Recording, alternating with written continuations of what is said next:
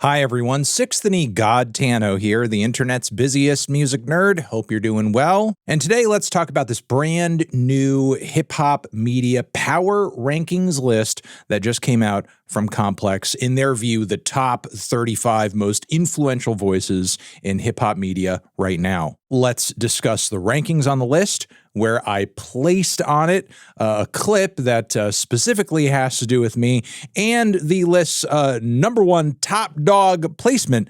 We'll get into all of it. Number 35, we have Rob Markman here. Why is he so low? While I do think Rob should be much higher on this list merely by virtue of some of the massive platforms he's been involved in and great interviews he's had, influential and groundbreaking interviews he's had with a lot of, recent important hip hop figures. His placement here right at the very edge of the bottom is a reminder of what the point of this list is for Complex. This is not, as they sort of specify in the kind of preamble in the intro to this list, this is not a list of who is like the best, most talented journalist, who is the most perceptive, who's putting in the best work. It's right there in the name. This is a power ranking. So basically a ranking in their view of who has the most influence, who has the most sway, who generates the most conversation and even a polarizing discourse controversy in the hip hop space, which in an age of never-ending social media toxicity and paid faceless accounts who are parading themselves around as influencers when in fact they're just kind of like, freelance PR people, this kind of list is going to yield less than healthy results for a genre. So Rob Markman, again, landing kind of low in my opinion, but what he brings to the table is not what Complex is using to judge where people should place in this list, unfortunately. One of my mutuals, I'm Dante at 34. Fuck with this dude heavy. He does great reactions and has good energy. I feel like he's got great taste too. Cool to see him included in this list for sure. At 33, we have Alphonse over at Pitchfork. Okay, shout out to him. Shout out to Alphonse. I think it's cool that he got placed on this list, honestly. While he does have a lot of takes that I explicitly disagree with on many records that have dropped over the past few years, you can't really deny like his reviews and his coverage of certain artists and albums have been generating more discourse over that course of time too. So, I mean, he's definitely becoming more of a player, and I think that's cool. At 32, we have Elliott Wilson, one of the GOATs, one of the greatest of all time. Elliott, I think, should be landing a little bit higher considering like his influence, his legacy. I mean, maybe there are figures today that are younger or more plugged into certain things that are making more waves, but like, come on, man, it's Elliott Wilson. It's Mr. Elliott Wilson. I'm speeding through the list, obviously. At 25 here, we have Nore. Drink Champs, obviously still a pretty big, important show and platform, so that's completely legitimate. Shannon Sharp. At 23, we have Trap Lore Ross. I don't really get a whole lot of opportunities to talk about Trap Lore Ross, nor do I want that many opportunities to talk about Trap Lore Ross. And while I don't really have, a strong opinion on some of the placements I've seen on this list so far that have gone unmentioned, like an Underground Sound or a Jim Jones, Kid Mero, all those guys are cool for sure, undoubtedly. I think they're all contributing their own essential perspectives to certain parts of the conversation in their own way. But what is the point of having Trap Lore Ross on here? I feel like the guy's account, platform, whatever you want to call it, is like hip hop in name and in name only. Like most of the videos that he does on his channel just have to do with crime, but there's like a hip hop bent to it. It's essentially a white girl's true crime podcast, but for teenagers who follow rappers on Instagram and on TikTok. So yeah, I think his placement this high on this list is weird, especially over figures who have actually been involved in hip hop culture or actually have an investment in it via just having been involved in it for years or just like loving and enjoying the music as a passionate fan. Coming in at 22, we have Lauren LaRosa, who I've heard put out a lot of good takes on The Breakfast Club. And 21, Nardwuar. Has Nardwuar not placed higher on this list in the past? I don't know. I think this is a little low. It has been a minute since Nardwuar has had like a super incredible nonstop run of banger interview after banger interview. Like, he's had some great and big ones as of late, of course, you know, Sabrina Carpenter being a key example. And I still think, like, in the music space, it is a rite of passage to get a Nardwuar interview. I don't know. Maybe I'm biased, but I think he should be placed higher on here. We have 20, Nadeska. Always a face I'm pleased to see on lists like this. She's so solid. She's so consistent. She is so low drama. She's a class act, thoughtful interviewer. What else can you say?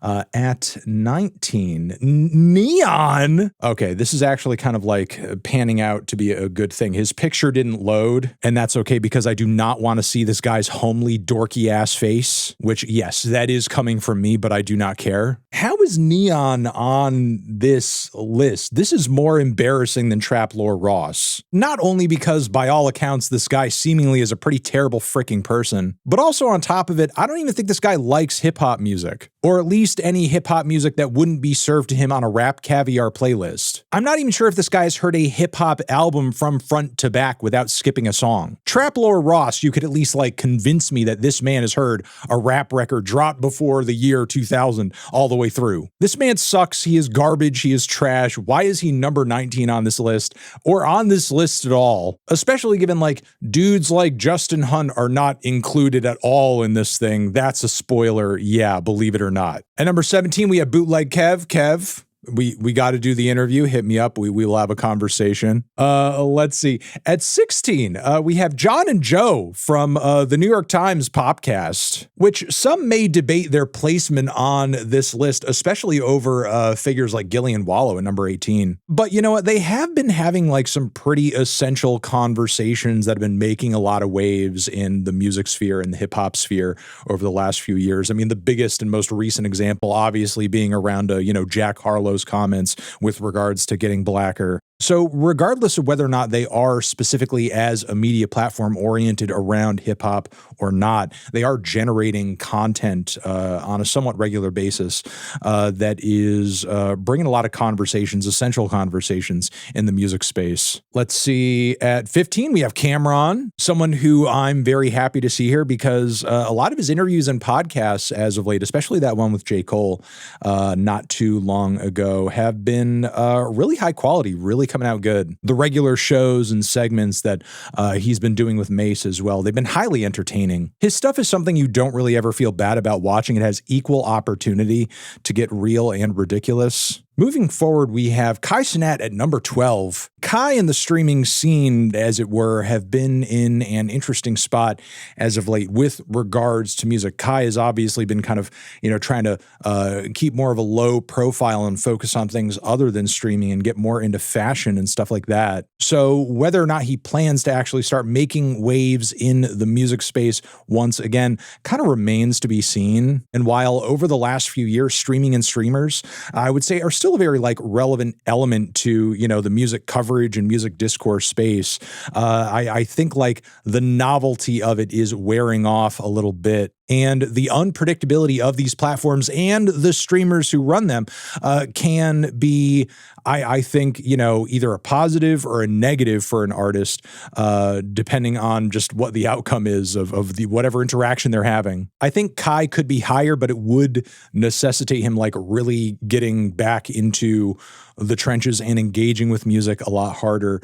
But still, cool to see him on this list. And, another spoiler, very happy to not see Aiden Ross on this list, who sucks ass. At number 11, we have On the Radar, which I actually think is a pretty cool platform. I'm not completely familiar with all of the, goings on and business dealings of On the Radar, but I know on a regular basis, I see all sorts of freestyles and performances that blend all sorts of genres together on their page. I would say they're one of the few platforms and figures in this list that on a regular basis, devotes a lot of time, effort, energy, and traffic to discovering new artists, because they put unknown talent on their page all the time in a pretty organic way. I mean, occasionally you can kind of question how they go about doing that. Are they throwing, certain songs and performances on because they're likely to, garner a really polarizing response? Sometimes, yes. But a lot of the time, I just see a lot of unknowns and underground figures,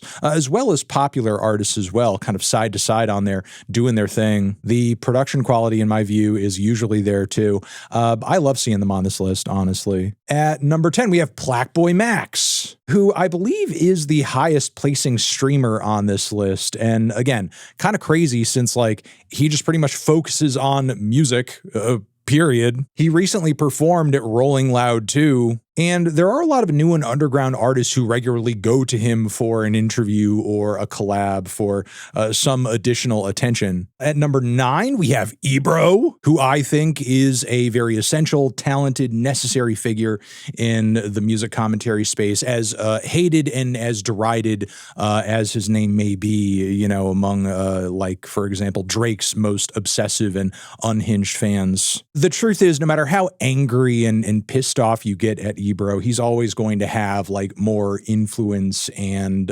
weight in these circles than any of his haters are. And the fact that he is so regularly on the minds of all of these people who dislike him the most, just kind of further shows and proves his influence and the validity of his voice. At number 8, we have Kirko, whose placement I think says a lot about the current state of the media space. Because, let's be real, let's be honest, a lot of the discourse that we're seeing right now in music and, specifically hip hop, but music broadly, is being driven by these faceless brand accounts, which of course also do pay for play promo too. I don't think anyone in their right mind would say Kirko is an unbiased platform, but a lot of the news and a lot of the discussion that people are most interested in and are seeing and engaging with on a regular basis are either being driven by this account or being driven by accounts that are essentially copying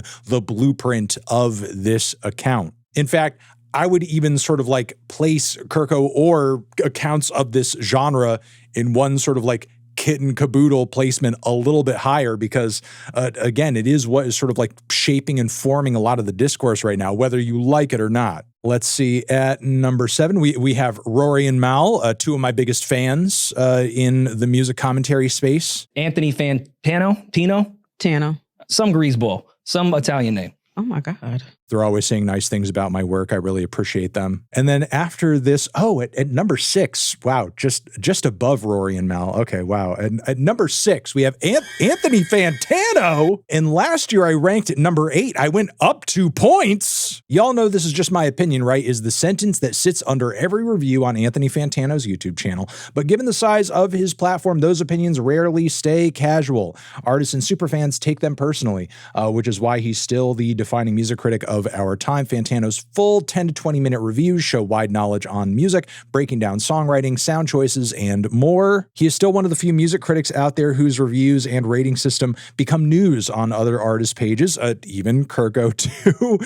He is also upped the volume and content variety considerably, responding to rap news, whether it be Jack Harlow's Step into R&B or shitting all over Complex's hottest rappers list. If Complex were right here, I would give Complex a hug. Don't forget, Complex, that there is love there in every criticism. There is love there. All right. At number 5, we have Charlemagne the God, who I think he absolutely is a top 5 placement as far as hip-hop commentary figures, music commentary figures. This dude's influence, whether you agree with certain takes of his or things he said or done in the past or not, it is considerable, it is measurable, and it's cool to see somebody as experienced as he is hold on to the relevance that he has had for as long as he's had it and continue to do good quality, interesting things. Whenever there's a Charlemagne interview, I'm definitely down to check it out. At number 4, we have Jadakiss and Fat Joe. You know, I'm going to plead ignorance here and say that I haven't really watched a lot of their content as of late. I've seen clips here and there, but I definitely sort of see them as following in the footsteps of Joe Budden. I feel like a lot of artists who have like had success over the same timeline that Joe did have seen his show, seen his podcast, and kind of realized like, I can use my experience, my connections within this music scene and everything to sort of like generate content, have conversations that people aren't having elsewhere, and generate interest. And it's funny, for all of the hate and negativity and backlash, like, you know, old heads get on Twitter, on social media, generally speaking, like all these old head podcasts generate tons of views, tons of engagement, garner lots of conversation. So, I mean, if their opinions were completely worthless, completely pointless, had no validity whatsoever, I don't think they would be getting the attention that they do.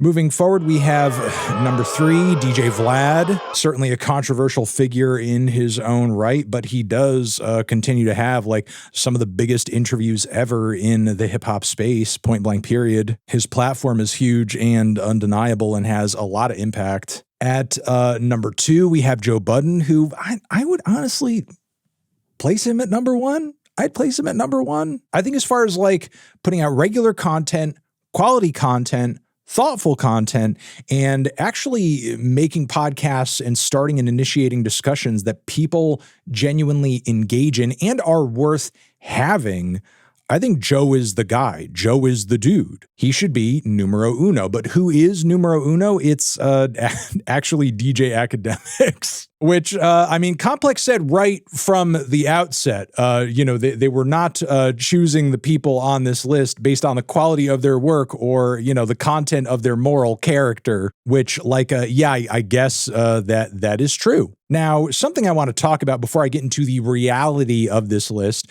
is apparently Complex asked Academics what he thought of this list, certain placements and rankings on it. And wouldn't you know, he had some thoughts on me being at number 6. I don't like nothing. I don't like him balding. I don't turkey ban him. I don't like nothing about him. That's why he's in our top 10. Do you think that we got this right? I just got all my ops on here. I just like, I got y'all though. Take the bias out for a second, Ak. I always take the bias out. Like everything I told you was unbiased. Yeah, Ak always takes the bias out. He never has any bias to anything he says. Cap, but I'll agree with this. As much as I don't fuck with this.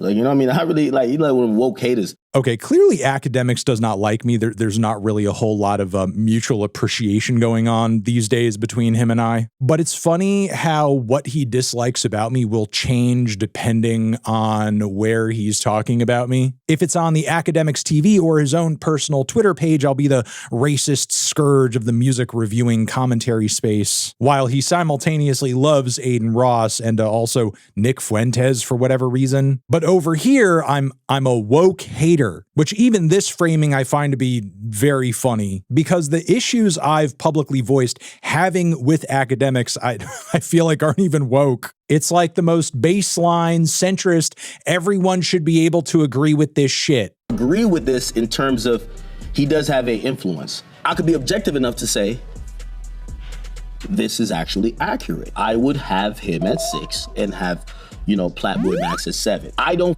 with this thing. I don't like nothing about him. I don't like his glasses, that Hitler, whatever he got. I don't like nothing about him, dog. I don't like I don't like that shirt. I don't like the little whiskers under his chin. I don't like nothing. I don't like him balding. I don't turkey ban him. I don't like nothing about him. It's funny how much Ak like portrays himself as a Kendrick hater or very pro Drake, anti Kendrick. When what is it like? Almost everything he just said there felt like it was coming off of Kendrick Lamar's Euphoria. I don't like his hair. I don't like his face. I don't like his this. I don't like his that. But I could appreciate like the influence and the fact that whatever he's putting out, it does make some waves and it's influential, but it's his POV. Yeah, that's it. I think it's all of our POVs, but whatever. I know over the last week or so, there have been a lot of people angry about the rankings and basically the ethos of this complex list, but I gotta be real here. I think it is deadly accurate, not only to the parameters that complex set out to, put themselves within here, but to the actual way the hip hop and music media ecosystem works today. Like, undeniably, these are the figures that are shaping the conversation and clearly are the types of conversations that people want to have in mass by sheer numbers right now. Like, I've seen people reacting to this list and, putting guys like Rob Markman at number 1, which, again, in terms of like ethos and the quality of that man's work, I completely agree with that sentiment. But when you actually log on to social media, be honest with yourself. Like, what types of conversations do you see people having and engaging in on a regular basis? What types of polarizing takes and controversies are you more likely to see? Is it a really smart, insightful take that Rob Markman has given on a new rap record from maybe a new artist you've never heard of before? Or is it going to be the millionth time you're seeing somebody try to relitigate the fucking 2024 Kendrick Drake battle? Like, it's going to be the latter, and that's part of the reason that Academics is such a relevant figure right now. Because Academics isn't a fan of music, he's a fan of engagement. And again, regardless of whether or not it is to your liking, that is very much the driver of a majority of the engagement and traffic that we see in the music space, specifically hip-hop these days. And there's a load of different factors that go into that we can engage with, be it either outside influence or the way algorithms currently work, so that you have to be basically putting out and engaging with negative, controversial bullshit constantly in order to get anyone's attention in regards to anything. This is not how the music space was operating back in 2011, 2012. I mean, sure, you had your media figures, you had your pay to play, you had your record labels stepping in to push certain things and make certain things relevant, but at least the fan-to-fan community discourse that was happening day in and day out, as small as it was in comparison to everything else, was organic. But now in 2026, we don't even have that because it's been completely infiltrated by faceless accounts, by bot accounts, by paid fan accounts, by people who have purchased blue checks and are incentivized to just give the most dumb bullshit takes every single day over and over and over in order to just make a smidge of Twitter money. It's completely rotted the music discourse ecosystem from the inside out. So of course now you have guys like Academics who have made that whole mindset his entire personality at number 1, which again, as much as I dislike him for his behavior, for his personal views, for the way that he operates his platform, by every single metric from what we can judge right now in terms of money, engagement, visibility, the way Academics is running things, that's how you should be doing it if you want to see success. Complex is just making an objective call here. Now, maybe one day this paradigm will change if controversy isn't as much of a driver into the future as it is right now. Until those changes happen, we are going to get the power ranking list that we deserve. And while I would say my content and my takes come from a more genuine place comparatively, I'm in a similar boat because I hear all the time as my scores are posted again and again and again and again on social media, why do we watch this guy? This guy sucks. He's terrible. I hate every single one of his takes. I mean, I'm sorry you feel that way. I also do lots of positive reviews of things. Talk about hip hop music I like, talk about a lot of different types of music I like. Much of the time these days, that content doesn't generate quite as much traffic though. And it's because I think, unfortunately, content creators, musicians, and fans are all stuck in this collective death spiral where it feels like the only value we're generating for the music community is just by hate consuming things. We're listening to stuff that we hate. We are talking about stuff that we hate. We are arguing with people that we hate, to the point where it really just has become the number one decider of what is worth making content about and what's not. But yeah, I'm gonna leave it there. Let me know what you guys think about this in the comments. I'm sure you will. Over here next to my head is another video you can check out. Hit that up or the link to subscribe to the channel. Anthony Fantano, Six God, Complex, forever.